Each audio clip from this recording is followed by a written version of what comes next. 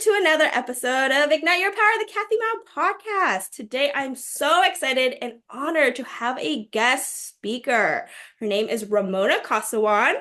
She is the founder of Ramona K Coaching, an empowerment coach specializing in helping women to completely revitalize and fall in love with themselves after a life upheaval, divorce, or trauma. So, hi. Hi, I'm really happy to be here. Can't wait to dive in. Yes, and I'm so excited to really touch upon trauma. And I know all of us have trauma, so we'll dive deeper into this conversation today. So, Ramona, could you share a bit about your own journey of healing and what inspired you to become an empowerment coach specializing in trauma? Well, there's a few layers here. So there was my own experience.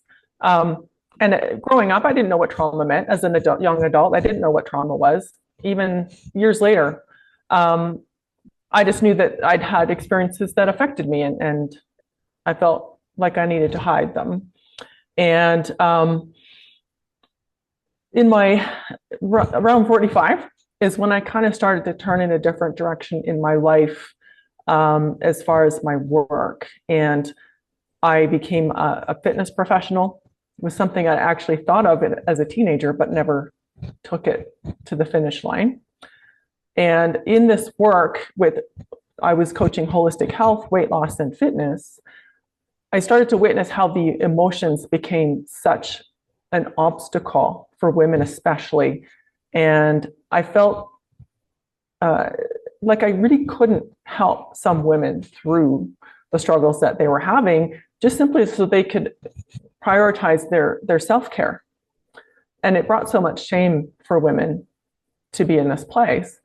And when I learned about life coaching, that sparked something in me. My subconscious went, ooh, let's look into this. So when the time was right, I researched and I found out about the institute that I was called the SWAT Institute, where I took my personal empowerment coach certification. And that was in itself a huge growth phase. But through that process, I connected with our professor of the Gentle Trauma Release Institute. And she helped me to understand why some of my clients, I wasn't able to help them the way I had hoped. And I was wondering if I should have done something differently. So she helped me to understand what trauma was and how it shows up, and invited me to take her certification. And the school was fairly new at that stage, in 2019. So for me, it was such an embodied yes. It just lit me up from the inside with a powerful yes. Like, you mean I can actually help people with trauma? This is something I can learn to do. And it wasn't even really about me healing myself at that point. It was just simply about, I wanted to get really, really, really good at making a difference in my work. So that's where it started. Wow. Thank you for sharing that. That's so beautiful that, your path led you into trauma work though, because you didn't even think about it and you didn't even know. So I love that it just came to you and you lit up. And I want people to know, like, if that's meant for you, you're gonna light up and be so excited and happy and wanting to learn more and dive deeper and just like be a pro at that subject matter or whatever the case it is. And so for you, trauma was a thing. And so how do people actually detect if they have trauma or signs that, they do have lots of trauma in them that they should try to heal? Well, I find for some people, it's actually a little bit scary to label anything as trauma, and they kind of back up. And, oh, I don't have trauma. Yeah. I wasn't this, or I didn't experience that. So that's not me. That's other people, not me. I just need to get over it myself. Right. And it is nuanced. So there's different things that come into play. Your own nervous system structure. Some of us are more sensitive to certain things, and it will affect us more profoundly than others. And what kind of support systems and foundation did you have as you were developing into an adult? Did you go through something hard and get loved, nurtured, validated, and witnessed and come back to safety? Or did the pain continue and layered with shame and minimizing your experience or denying your experience? That's where trauma really gets stuck, is when we don't have that compassionate witness to help us through it. And I have different resources I can share later to help people understand more about what trauma symptoms can be. Ooh, yes, that's amazing. I can't wait for you to share those because all of us have trauma, right? And I know that inner child work is like a very new term, or I've been hearing it a lot, like doing the inner child work. And how does that play a role in healing yourself and tapping into those traumas? I know sometimes people tend to think, oh, it's all about your childhood. Don't blame your parents. Just the past is in the past.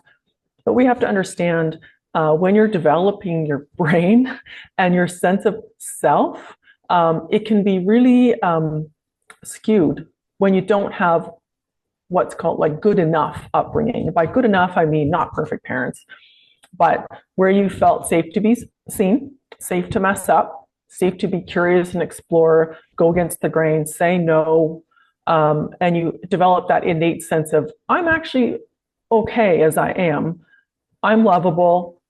I have boundaries. You might say it that way, but you have that sense of self-respect and dignity in how you conduct yourself, that you're worthy of it. It's just natural. Um, so I've kind of lost my train of thought. Where were we going with this? Oh, the inner child work. Okay, so the inner child. So there's usually an aspect of our wounded self showing up.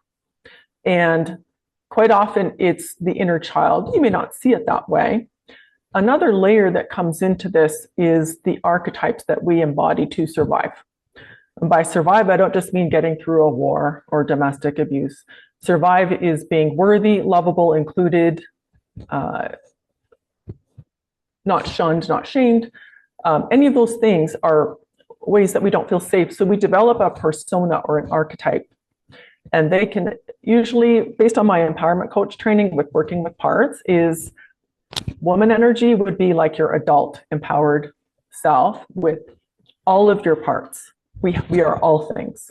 And then there's the child or the mother. And when they're operating, running the show, they're not empowered. They will default. So the inner child, underneath that is an undercurrent of lack of safety. Yeah. So the inner child will be perhaps in mother energy, running around, worrying about her caregiver's emotions, worrying about her environment, scanning the environment for any nuances in voice, tone, change in routine, which meant an imminent upheaval of some kind. It can also just be, I don't ever think I felt lovable. It's not conscious, like we're not walking around thinking, I'm not lovable, I'm not lovable. We're going about our things.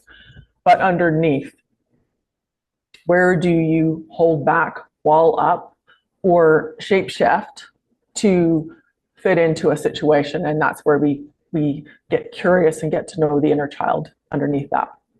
Oh, I love that. I love how you come from a different approach because inner child work is, yeah, not everybody has, inner child work. I don't know if we do, but I definitely know I do.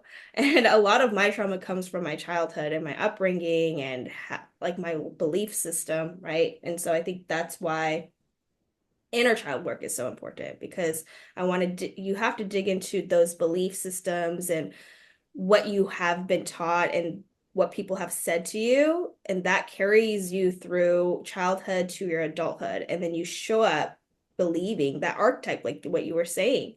And it's hard to release that archetype if you're so used to that narrative, and being that way. So like people pleasing, right? A lot of us are people pleasers, or we never speak up, or we're never our true authentic selves, or we're scared to be ourselves because we want to fit in like everybody else, like the society, right? Of like being civil, kind, etc., right? Or I mean, you can always be kind, but you act a certain mannerism, Yes.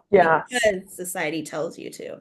Like, for example, going to school, right? You have to sit down, be quiet, sit there for hours as a kid. And it's like, is that natural? Really? Kids are not supposed to just sit down in school and listen.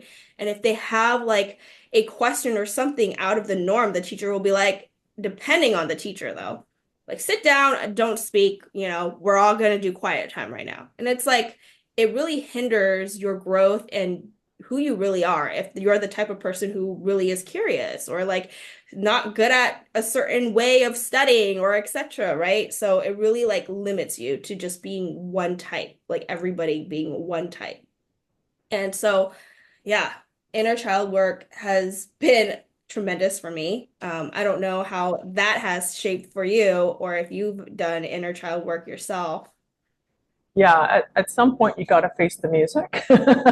So especially as an entrepreneur, Yeah. because you're pushed up against your comfort zone and all your stuff is a big bright spotlight shines on your stuff, just like becoming a parent, even getting married.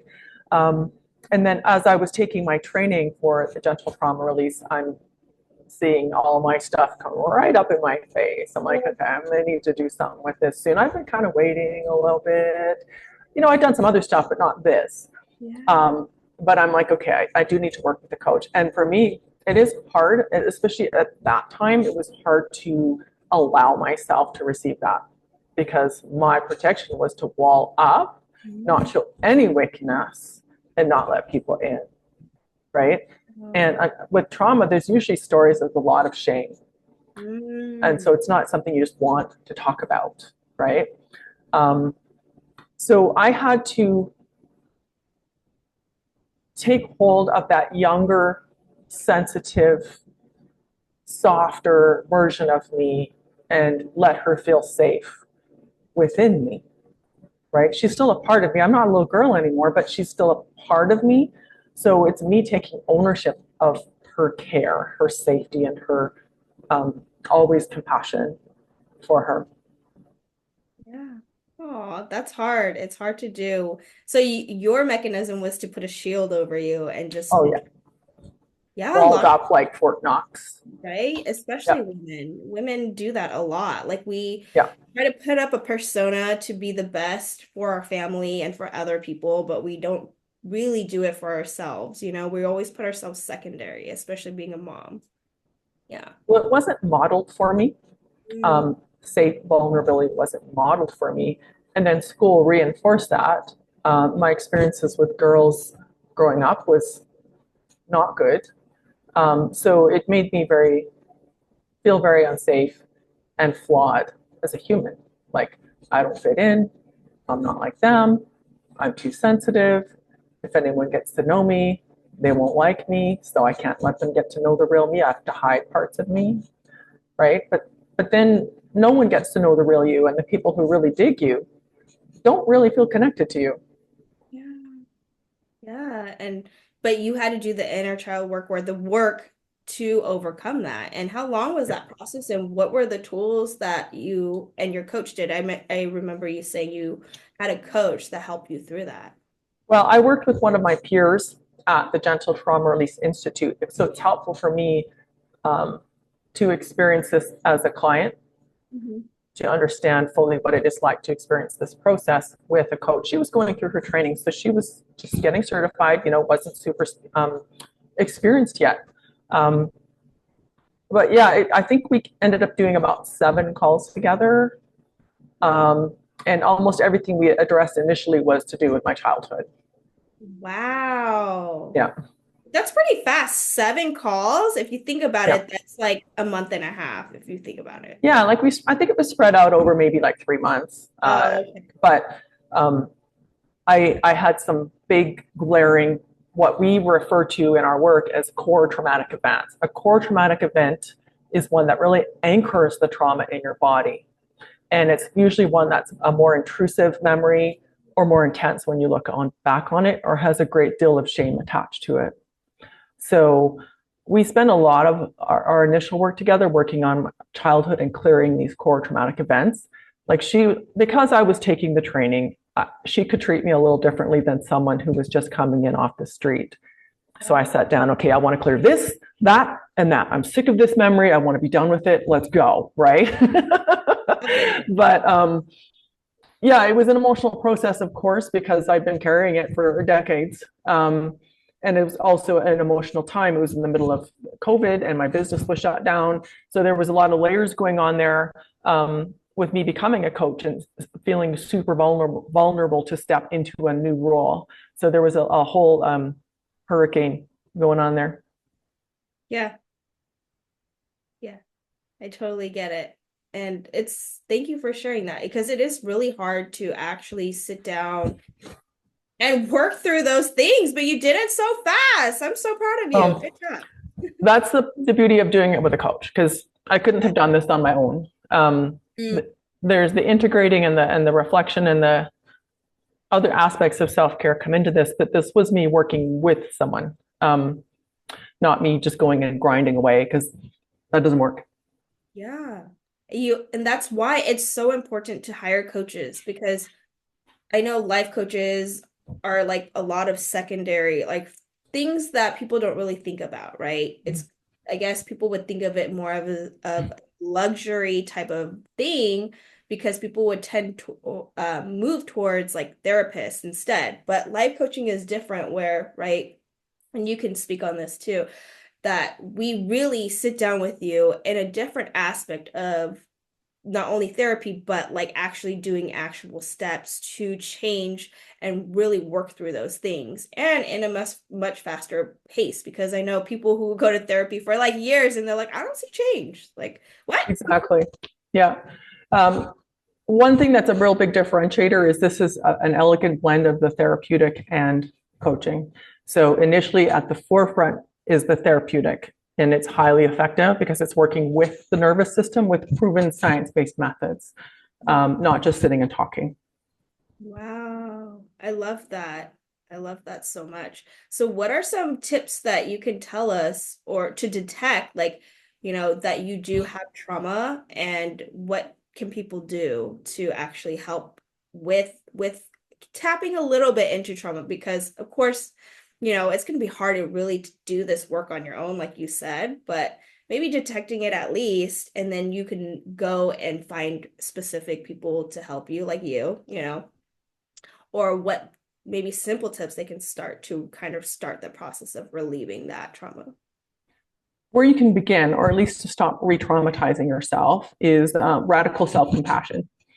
So look at where you're judging yourself, because we all have an inner critic, but when there's relational trauma, which is very different than just like a car accident, because relational trauma was inflicted by other humans.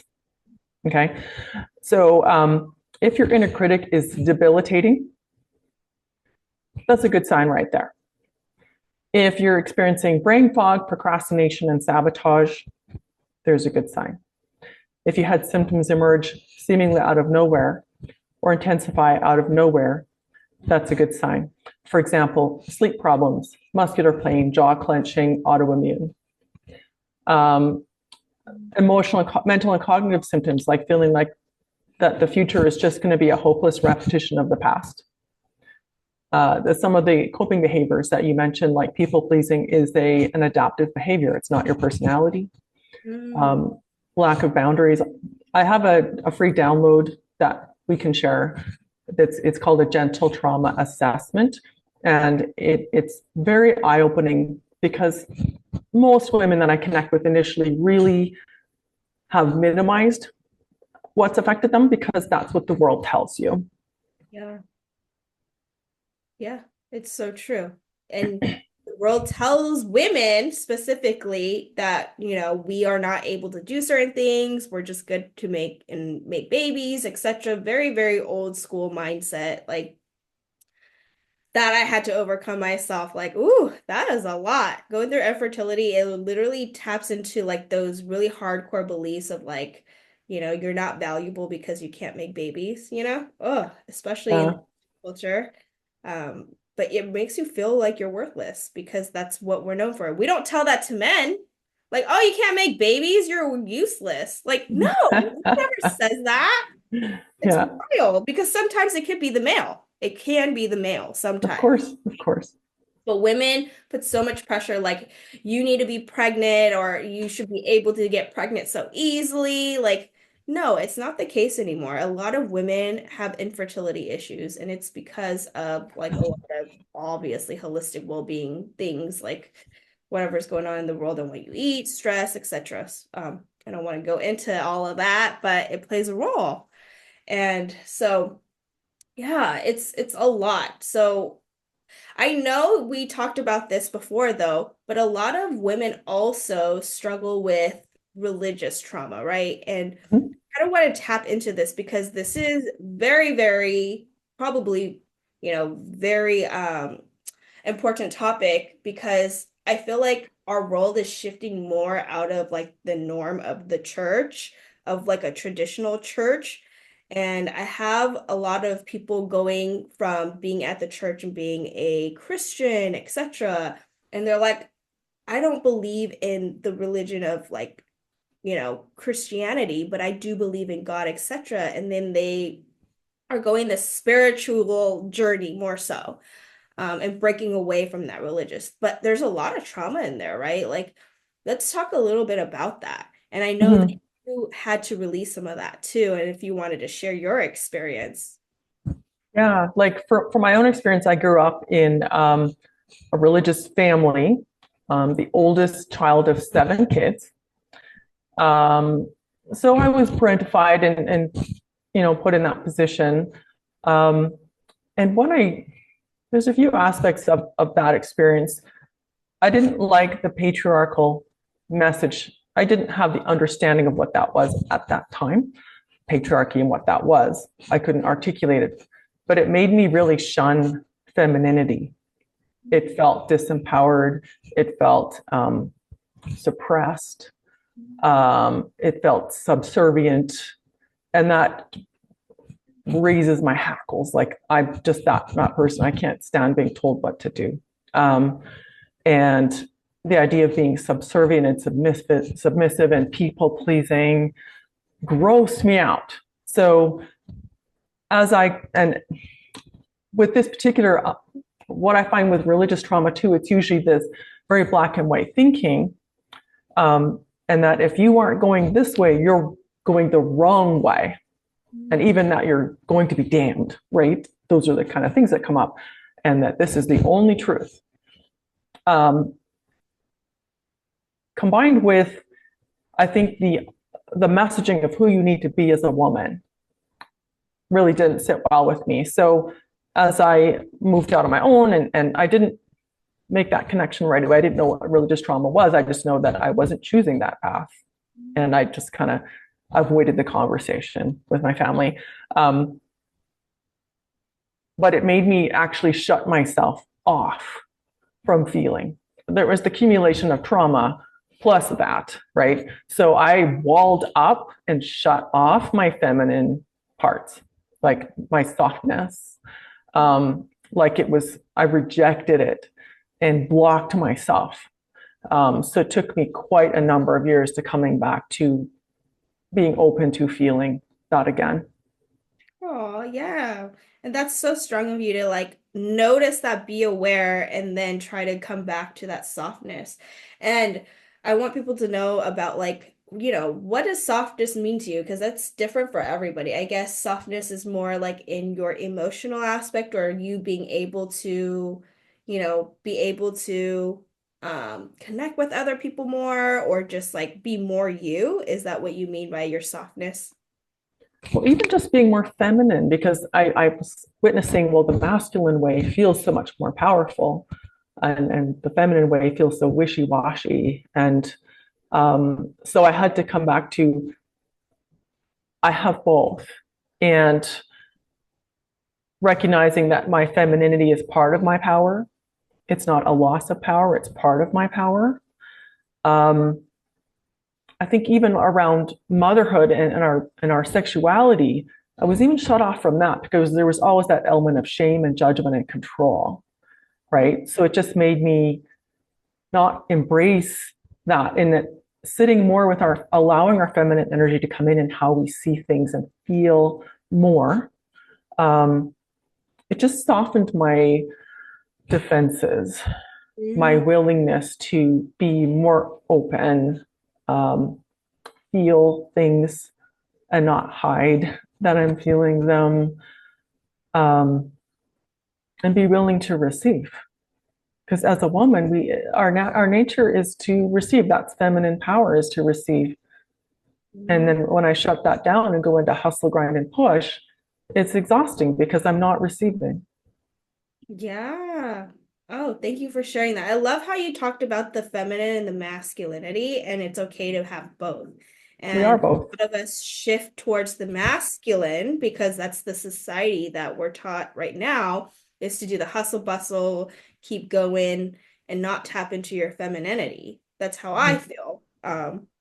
And so it's beautiful that you should be able to do both.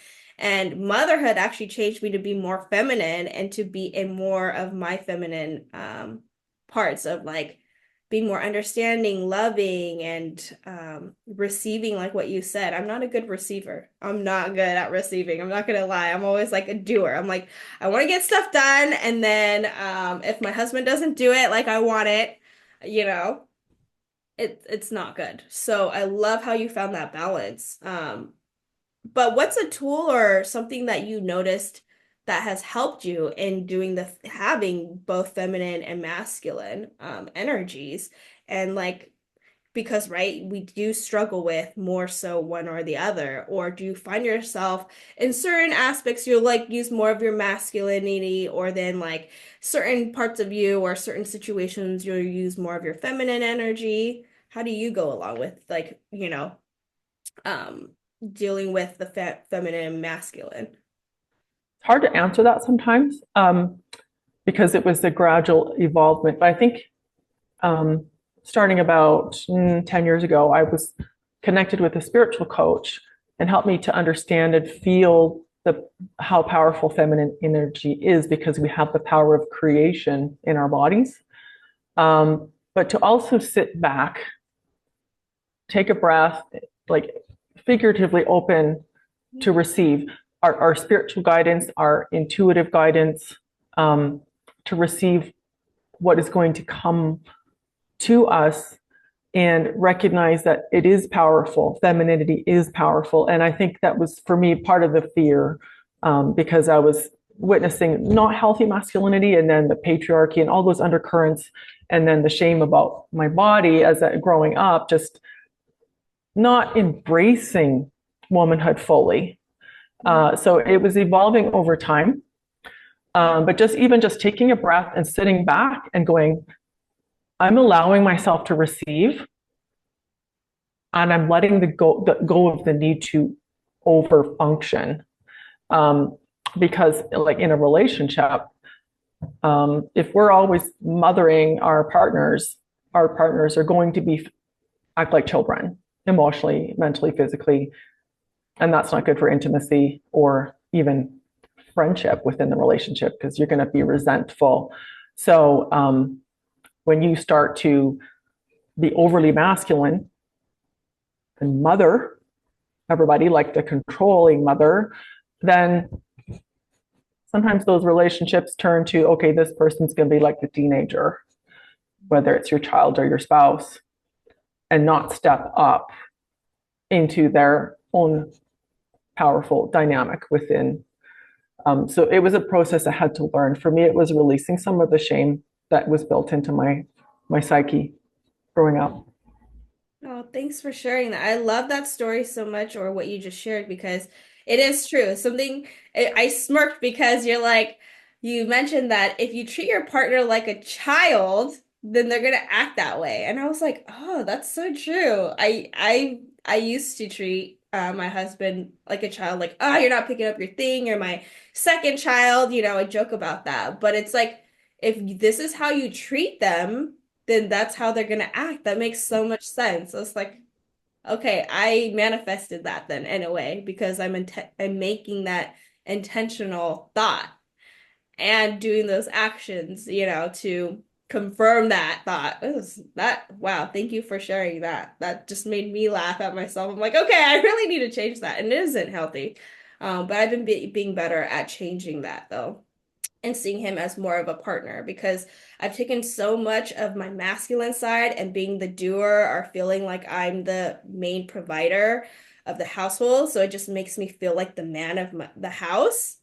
And that's not healthy. And so this is why I wanted to talk about feminine and masculine energy. So I know it was kind of just random how it came to that, but I felt like that's something that a lot of us women, especially entrepreneurs and moms and, being in this type of environment of having to work and be a mom and then being an entrepreneur if you are, it's just a lot. And so trying to manage that is right. The whole goal is how do we manage that? And so thanks for sharing that. I wanted to go back kind of into the religious trauma. So I know that, when you are into religion or you grow up in that religious type of environment, right?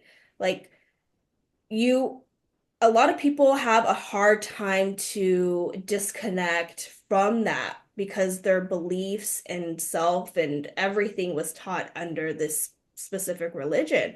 But for you, I know you said you broke away from that, but how did you find your own spirituality and learning, like, okay, yes, besides whatever was taught to me, like, did you have a feeling like there's more to it, or just like, how was your journey with finding your spirituality and what it is now? Well, I can speak to kind of what I've witnessed in a few different scenarios and then also for myself. Perfect. So if I'm working with a client and I recognize there seems to be an element of religious trauma, I actually keep my mouth shut because it's not for me to say. I work on releasing trauma and let them come to their own conclusions.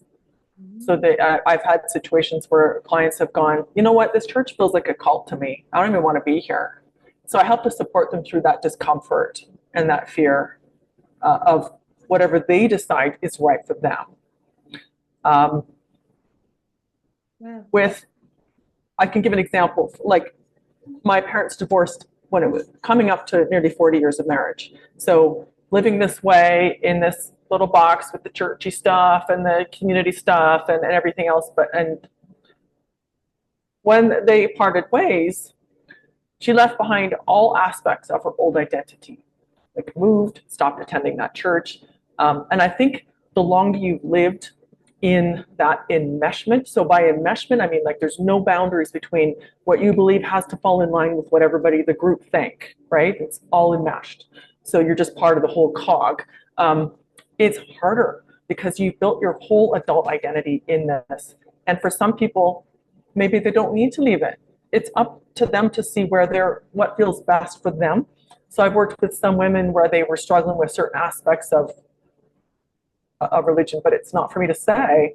And then I knew that if she were to leave that, her entire life would be turned upside down at generations back. So I'm letting her come to her own conclusions. But I think it's, if you decide that you want to actually shift away from your religion, build up some support because you need support systems, whether it's your partner, people who've gone through what you've been through, even books and podcasts, coaches if you need that kind of support, if there's some trauma. And because you're going to lose that aspect of you and probably most of your friends. Because once you leave that infrastructure, you're basically denying them.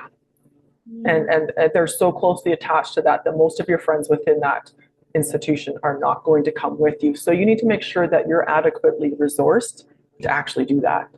If you're not, just continue to build things that nurture you in your life, people outside of that you can connect with that feel safe, or maybe other aspects of spirituality. So for me, there was still the Christian focus to the church I attended, and I still have Christian beliefs, but I to this day cannot bring myself to attend organized religion. I just can't do it.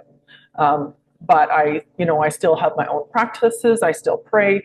I still watch shows and things like that, but I just can't bring myself to attend organized religion at this point. Oh, thank you for sharing and being open and honest. And yeah, and you gave great tips for women who really do struggle with this relationship with religion because like you said, if you actually come to your own terms and leave the church or whatever you've been growing up with, that's so hard to do because Yeah. your life literally will be turned upside down. So I love how you said just take small actionable steps or just you could still attend church, but then know and find people that you do feel safe with is so Yeah. important. I feel like community is one of the most important things, and this is why I think people go to church, right? Because you have a community, you feel like you fit in, you feel good. And maybe religious places like a church is not the best community for you, and that's okay. You can always find a different community. And I love your work of really tapping into that and helping them and leading and guiding them, and not just saying, hey, like this is what you should do and then overcome, like you lead them into their own conclusion and what you do. And that's exactly what coaching is, right? You do whatever is best for the client. And yeah, just helping them through that tough time. And so thank you for sharing that. And it is hard. And I love that you said that yourself though. Yeah, you can't like enter a church. Like you still cannot after so many years, but you are still a Christian, or you do believe in some Christian things and you just still pray, and I feel the same way too. I mean, I've grown up being a Buddhist, but I've been to church here and there with a lot of my friends who are Christians or Catholics. And so I did attend churches and stuff, but I can never get myself, I don't know why, it's always been in me that I can never just get myself into a religion, like I believe in all religion because I believe in spirituality. That's what Here's the I, thing I like to differentiate too. So I didn't mean to interrupt you. oh, go ahead. Spirituality and religion are not one and the same. So I find that religion, when not used correctly or not experienced correctly, actually works against spirituality. And religiosity is another term, is actually anti-spiritual. Because one way I like to reassure women, if they're going through this shift and it's happening for them organically, is no one gets to be the one to decide your connection to God, your creator, the universe. No one gets to decide that. No one else is a vessel for that. No one gets to take that away from you. You were divinely created. That does not change. And you can tap into that connection without someone else giving you permission. Yeah, true. I love that point so much. And that's exactly how I feel. I was like, my connection to God or source or whatever you want to call it is only you. Only you know what is like when you are tapped into that, spirit or God. And why is it that someone has to tell me or dictate a way to do that? And that's why religions never ever settled with me. I was just like, no, like God's us. Like we are God. So I can connect to him anytime. I don't have to go to church every Sunday to connect to him. Like I could connect to him now or whatever God is, right? It might not even be him. It's just a being. I don't know.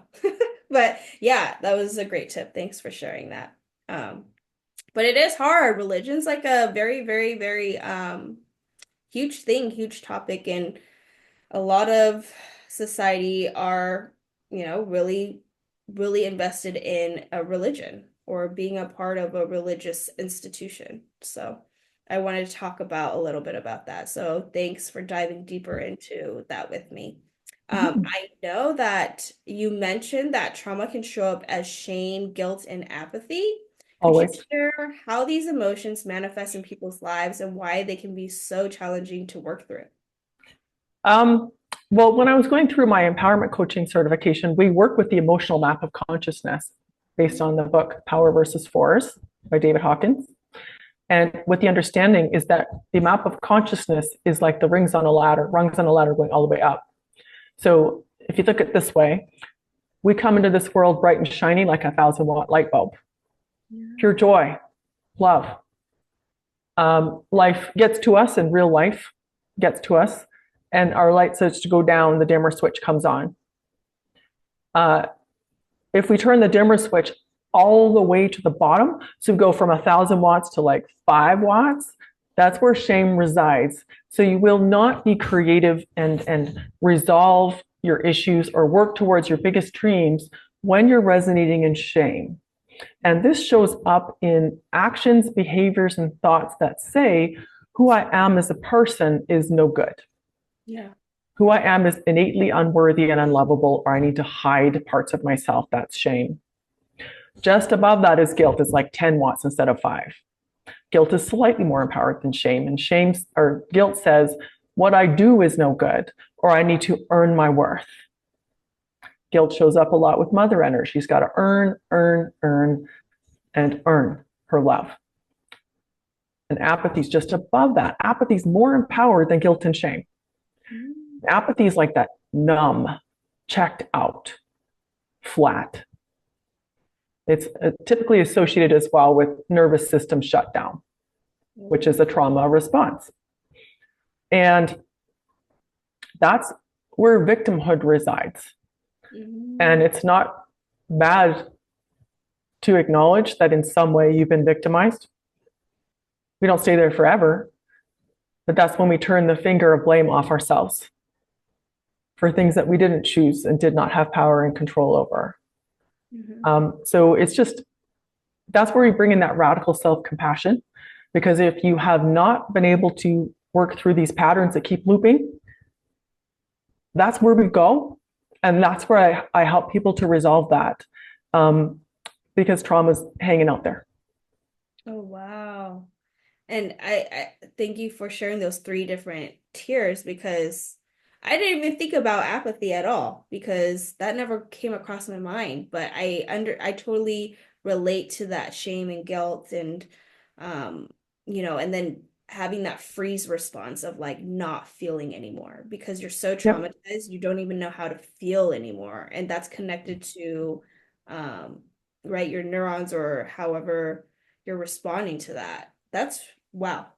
That's so eye-opening for me, because I'm just realizing, like there's so many instances where I just literally shut down and like you don't respond. And I'm sure a lot of us do, because we're so overwhelmed and you're just like, right? And you're in the moment, that's not necessarily a bad thing. That's our protection.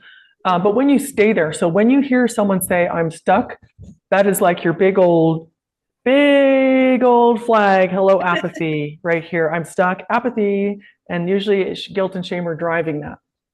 Wow. So what are some tools or practices that you recommend to actually begin addressing, those trauma or negative emotions of guilt or shame, or You guilt? may not fully call it that. You're like, I'm not ashamed, but underneath, if you feel unworthy, that radical self-compassion and the radical self-care, meaning you're going to bring your well-being right into the forefront. You're going to pick it up out of the junk drawer. You're going to bring it out at the forefront and just give a big old bright, shiny spot for your self-care. Because when you start to do better for yourself, and I don't mean by performing and achieving and checking boxes, listening, your energy will start to increase because you start to feel worthy to receive from yourself, even if it's small bits. When I address trauma here, sometimes it's not obvious what caused it. That's my job to figure that out with a client. But usually once we address that, they can rapidly move up. So there's some things that you're going to keep circling back until you release them. But your job can be self-care and self-compassion, knowing that the past versions of you did the very best they could with the resources they had. Yeah, and that's so important. Self-love and self-compassion. Ooh, thanks for mentioning that, because I try to teach people a lot about doing self-love, self-care, but I loved how you said self-compassion, because again, we are our worst critics, right? Like we are so hard on ourselves, and you definitely like looking at it though, you're always nicer to your friends or family when they ask you for advice. You're like, yeah, you're really kind. But then if it was you yourself, you'd be like, why did I do that? And just being so hard. And so I love that self-compassion. It's part of that self-love that you need to give to yourself, that emotional aspect that a lot of us are never taught that. And so this is why having coaches is so helpful, because we teach you these tools that should have been taught to you, but it seems so foreign, but it should be so accessible, So well, self-abandonment is not a flex. We're taught that with the general society messaging and patriarchal sort of messaging and cultural messaging. is that it's a flex to be self-abandoning. It absolutely is not. You are not being authentic. So that's the difference between people pleasing, i.e., self abandonment, or kindness. Mm, Kindness has boundaries. yeah. So are you honoring yourself in this process, or are you trying to manipulate a situation so that you will not rock the boat, or so you will be accepted or loved, or to minimize conflict, which you do need to do in an abusive situation? That's not what I'm talking about here. Wow, that's good. That really, really like opened my mind. That was really good. Thank you for sharing that because it is absolutely so true. And our society teaches us this. And just pinpointing it, kindness to yourself is setting boundaries. And I didn't even think of it that way, but it is true. Being kind in general has boundaries. And people pleasing, you have no boundaries and you're just like a loose cannon. And it's kind of it's kind of crazy to think about. Wow. I'm just like letting that settle in and listeners to settle that, really, really dissect that because you said it's so easy and perfect, but actually putting that into action is the harder part, right? But being aware, Well, I think being aware is trying to be as much or aware as possible is going to be helpful, and right? sometimes we don't really know what boundaries are. Like, if you asked me 15 years ago to set boundaries, I'm like, what are you talking about? Yeah. Or I had one of my recent coaching clients. She's like, I don't really know what boundaries are. I'm like, okay, cool, right? Let's start with, where do you end and other people begin? What are you taking on as responsibility that's actually theirs, which would be their emotions, their feelings, their preferences, their expectations, their demands, right? It's different as a mother with children. Okay. But even then, you still have boundaries, but it's going to be different. Yeah. Boundaries is, where do you end and other people begin? So you take ownership of what's yours. Wow. Love that so much. Yes. And reminder too, you can only control yourself. You can't control other people's emotions, even if you try to, right? You're like trying to make them less traumatized or less hurt or whatever. It's not going to work because that's on them. Only you can control what you can do for yourself, you know? And I realized that that was a very, very hard lesson that I had to learn because I felt like I've always had to, be the person who always had to console others or make others happy.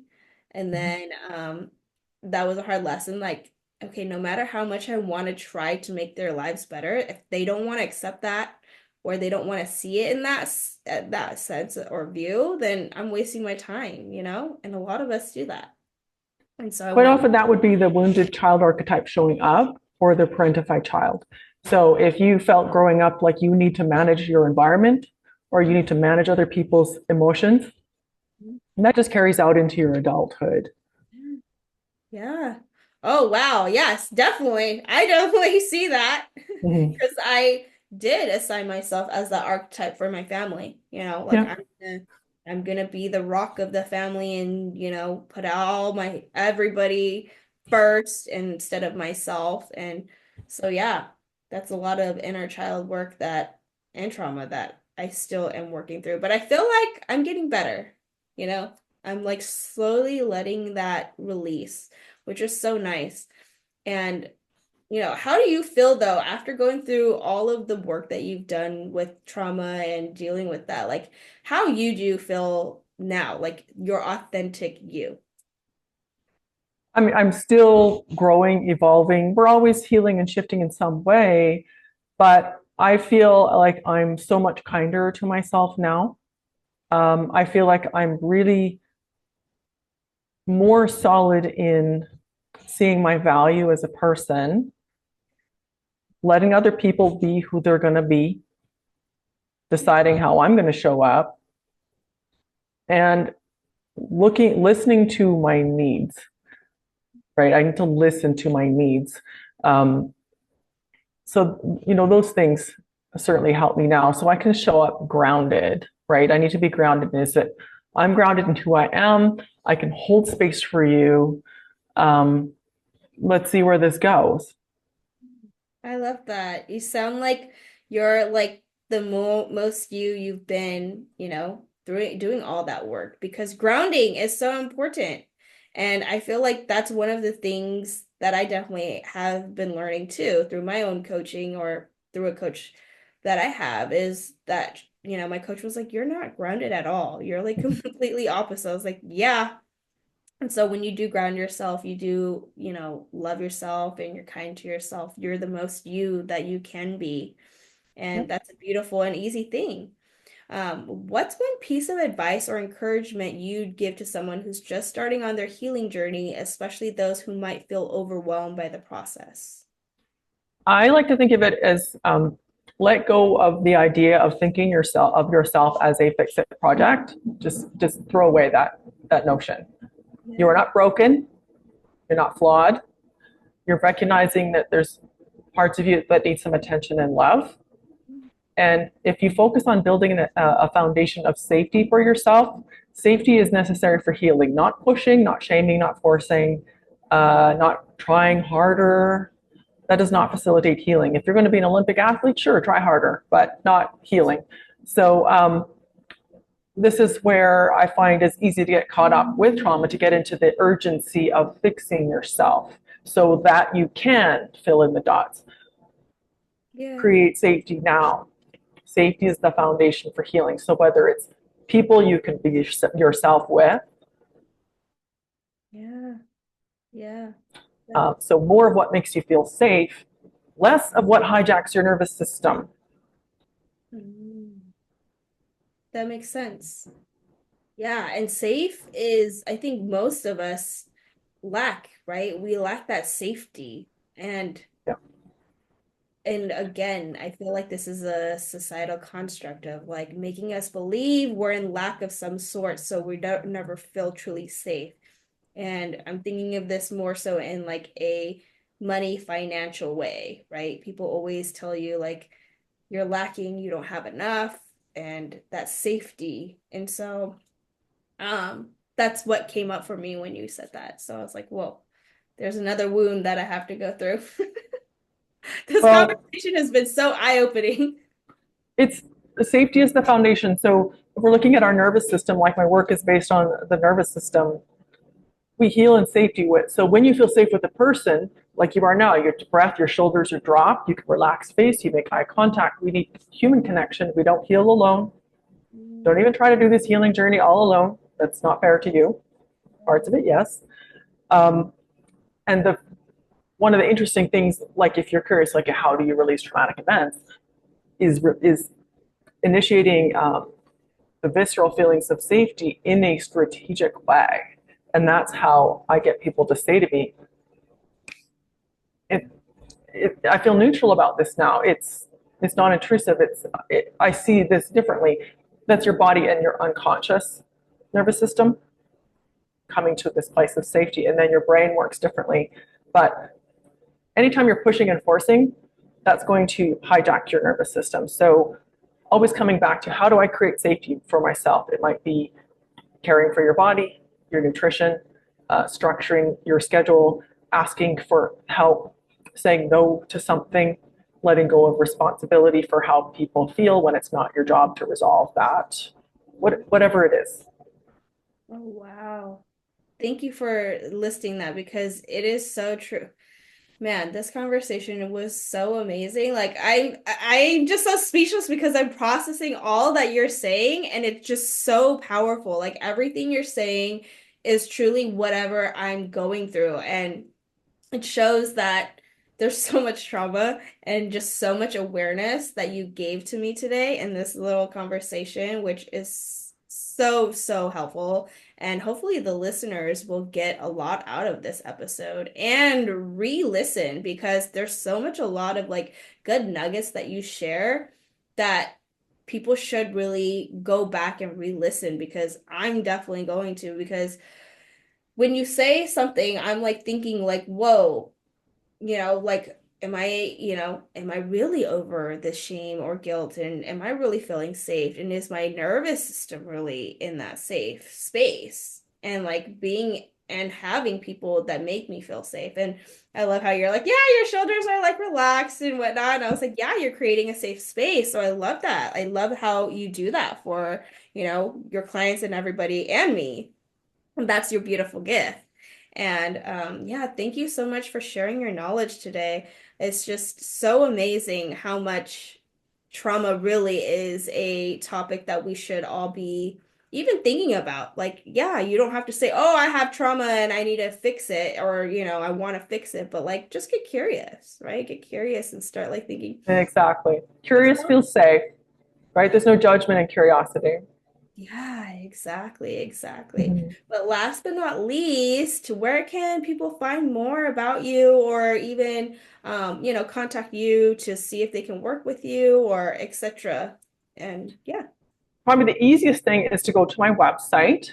From there, you can send me an email or book a no charge gentle exploration call. You can connect to my socials if you want to listen to me talk and get to know me a bit more. I have a free resource that's available as a download. So we could probably include the link when you air this. It's called the Gentle Trauma Assessment, where you can look at the physical, emotional, and cognitive symptoms of trauma, connect the dots a bit, and then connect for a conversation. It's never a sales pitch because if I will only offer you to work with me if we're a good fit and you're leaning in and you feel kind of excited about it. Mhm. Oh, awesome. I'll put all of that in the show notes and thank you for, allowing people to do that worksheet. I think I'm gonna go and download that too and really like try to tap into this. This is crazy. Yeah, thank you so much for your time today. I'm so honored. I'm so glad that we finally got to do this. So thank Yeah, you this is again. great. I really appreciate this conversation and being able to share some of this message. And I hope it's been really supportive for the Yeah. people listening. Yes, and it's truly eye-opening. Like I'm just having so many mind-blown things going in my mind, and I'm just like, whoa, I need to process all of this. So thank you again. You're so welcome. It's my pleasure.